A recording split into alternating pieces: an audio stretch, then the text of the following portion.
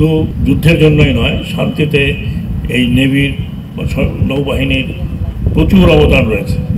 নৌবাহিনী থেকে পরিচালিত হচ্ছে কোস্টগার্ড, তাদের অবদান অত্যন্ত ভালো। আপনাদের স্যাক্রিফাইস অতীত, বর্তমান এবং ভবিষ্যৎ বলবে আমাদের সমুদ্র সীমা কতখানি অক্ষত থাকবে।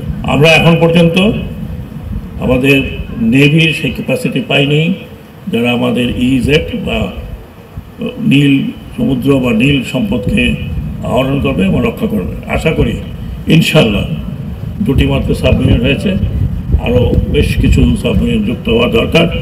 যদি হয় তাহলে এই নেভি আমাদের ছোট হলেও খুব কার্যকর হবে।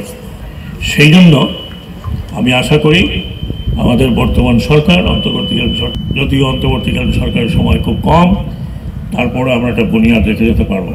আপনারা জানেন যে দক্ষিণাঞ্চলে আমি যেখানে দাঁড়িয়ে আছি এটা পায়রা বন্দরের একটা অংশ। এই পায়রা বন্দরটি দক্ষিণ পশ্চিমাঞ্চলের জন্য অত্যন্ত গুরুত্বপূর্ণ একটি স্থাপনা। যদিও এটা মাত্র শুরু হয়েছে, ইট উইল টেক টাইম, কিন্তু যেভাবে আমি দেখেছি, আমার সেকেন্ড ভিজিটে দেখেছি যে খুব তাড়াতাড়ি এটা প্রকৃত হওয়ার সম্পূর্ণ হওয়ার পথে আছে। তাই যদি হয় তাহলে আমাদের দেশে 3টি সমুদ্র বন্দর হবে, এবং এই 3টি সমুদ্র বন্দর রক্ষা করার কাজে আমি নেভিকে সংযুক্ত করার চেষ্টা করছি।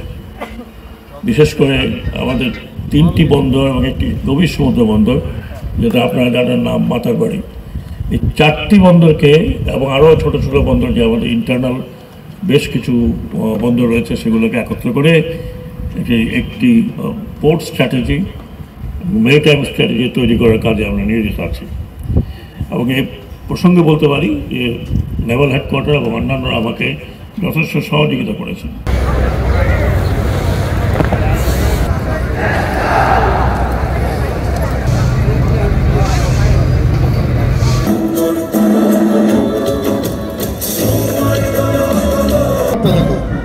জাতীয় পতাকার ডানে আছে উজ্জ্বল বাদামি রঙের মঙ্গল পতাকা, সাদা রঙের মাঝে বড়গ্রামযুক্ত শেরেবাংলা ঘাটির পতাকা দীপ্তমান।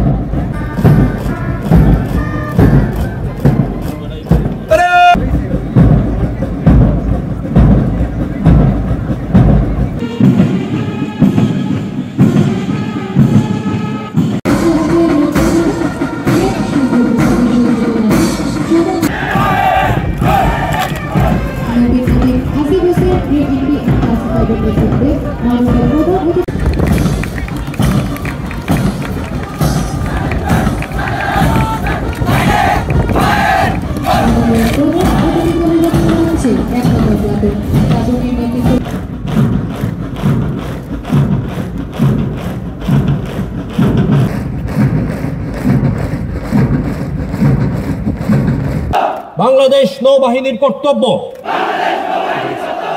আমি